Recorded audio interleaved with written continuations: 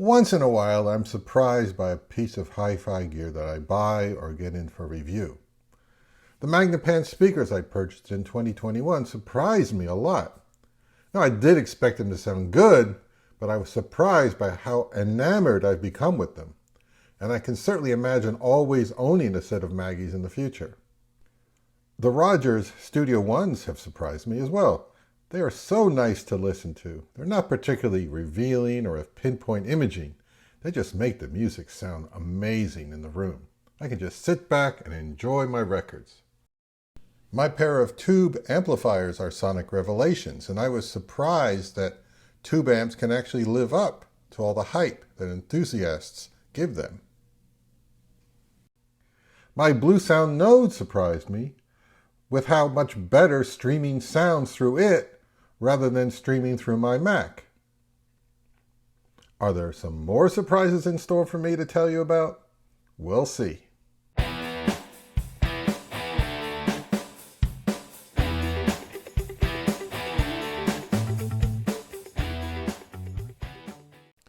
If this is your first time seeing one of my videos, welcome, and please check out 100 more videos on my channel. And if this kind of content appeals to you, consider subscribing and giving a thumbs up. When I was offered to check out Topping's LA90 amplifier, I said, sure, I've seen enough of their desktop DACs for a while. Let me check out this offering.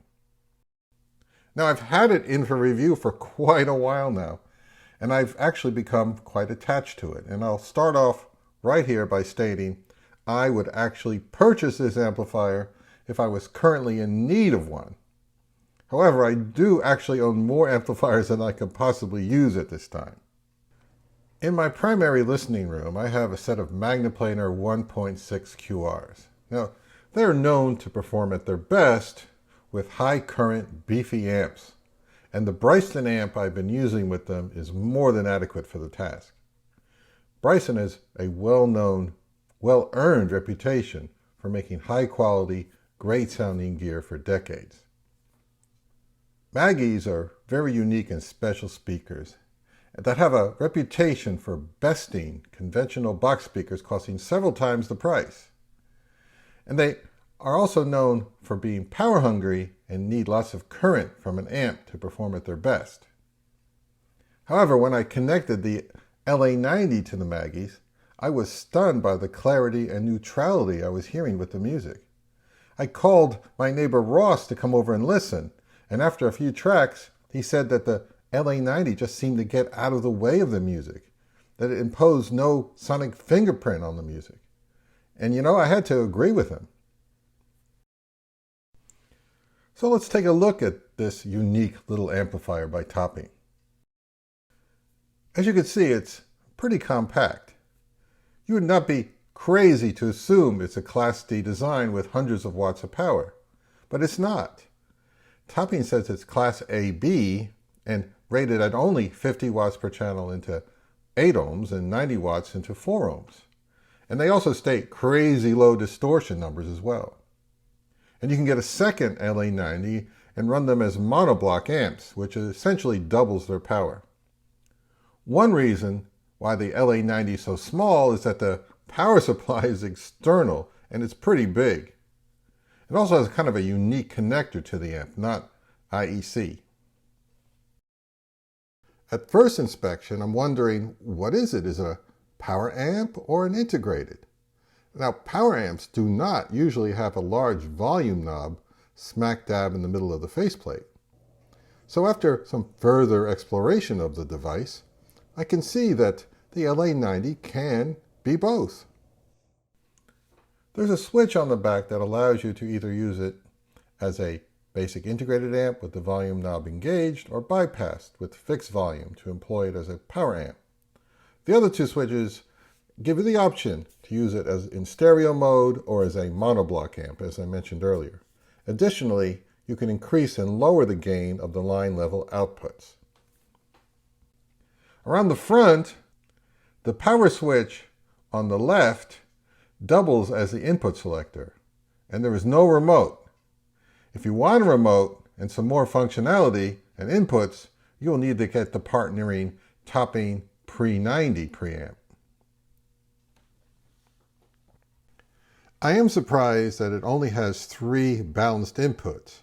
It does not support single-ended RCA connections out of the box. You need adapters in order to connect it that way. Now, there may be a practical reason for the lack of RCAs, as there is limited space on the back of the unit. From what I can deduce, Topping really designed the LA90 to sit on a desktop.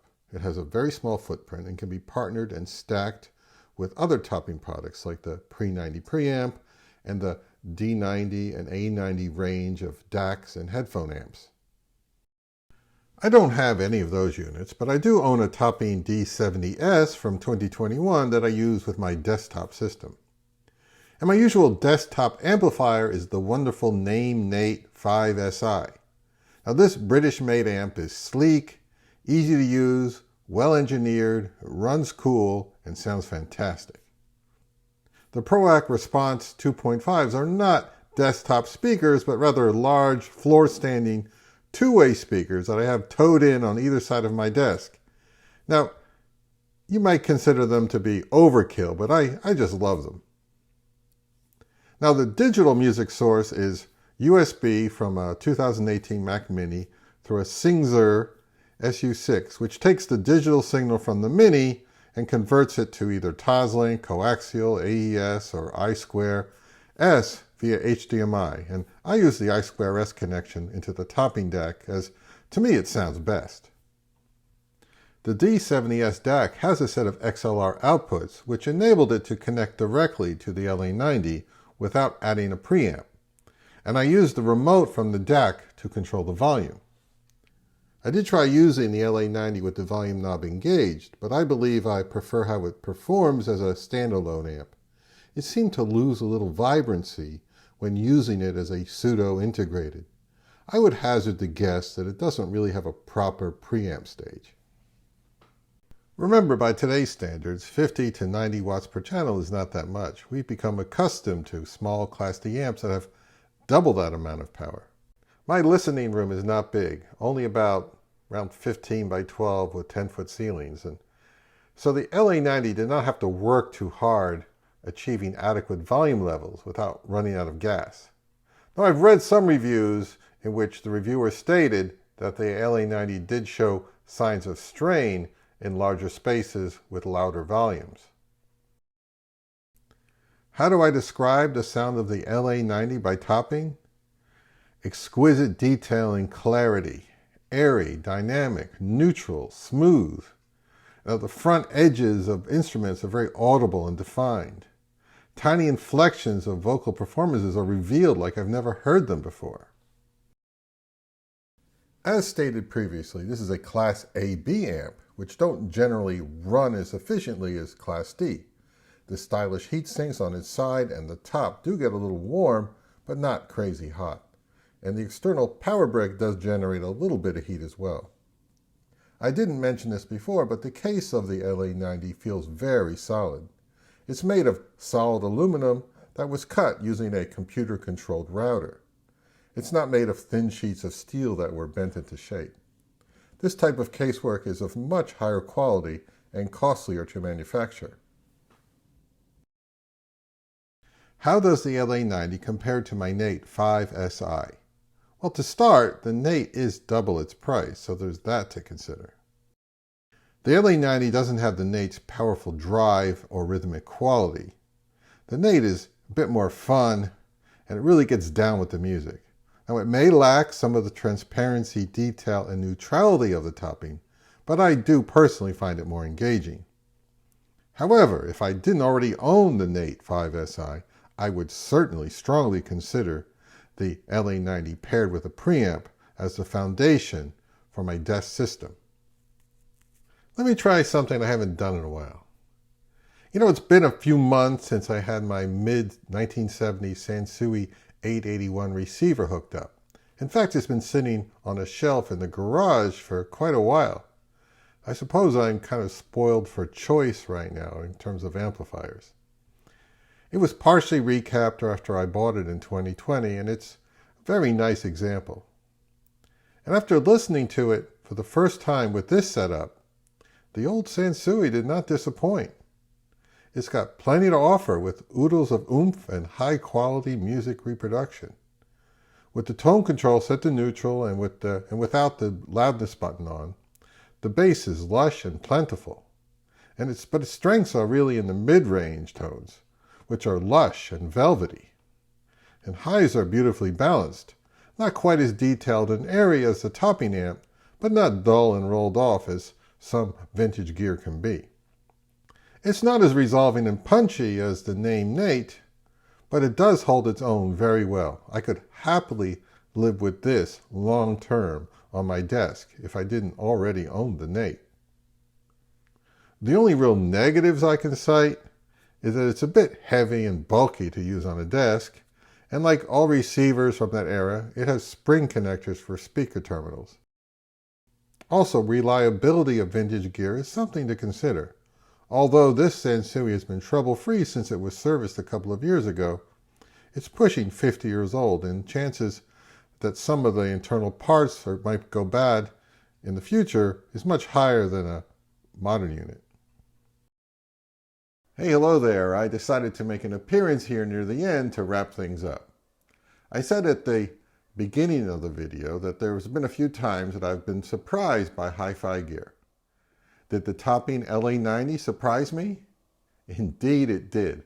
I was surprised by how incredibly well it performed with the magnaplanar speakers in this room and in my desk system. It challenged my belief that a compact 90 watt per channel or so amplifier from a company that's best known for DACs and headphone amps could make a Class AB amp that's as good as this one. And considering how much I've enjoyed the LA90 over the past few months, its $8.99 retail price is an excellent value in my opinion. What I'd like to see is Topping take this amplifier design and make a proper integrated amp with a bit more power and a remote control for under $1,000. I believe that could be a winner.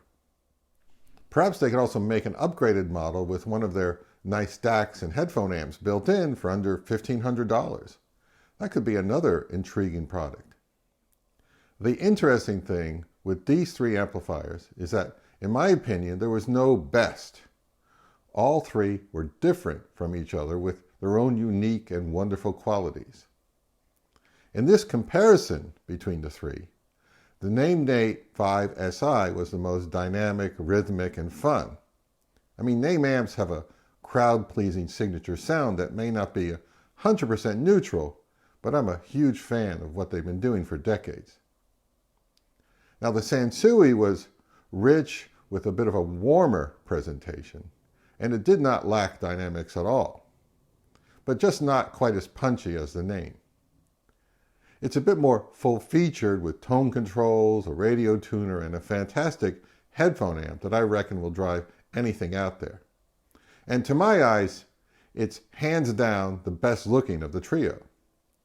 It has far more visual appeal and richness than the dark gray boxes from Naim and Topping. It's vintage hi-fi jewelry for sure. To me, the Topping LA90 is an extraordinary amp in its price class. It gives a terrific, super clean, transparent, and detailed presentation with really no detectable sonic signature of its own that I could detect. The only possible shortcoming I could mention is that the bass did not quite have the impact of the Naim amp, or it didn't have the lushness or warmth of the Sansui. Will it be all things to all people? Of course not. But using relatively sensitive speakers in a modestly sized room, and if you don't push it to its extremes, its presentation is extraordinary. It's not super powerful, but it drove my Maggies without any issue, and the Proax just loved it. You know, I was fully engaged with the music through the Topping LA90, and I highly recommend it without reservation. I'm really sorry I'm going to have to send it back to Apos Audio.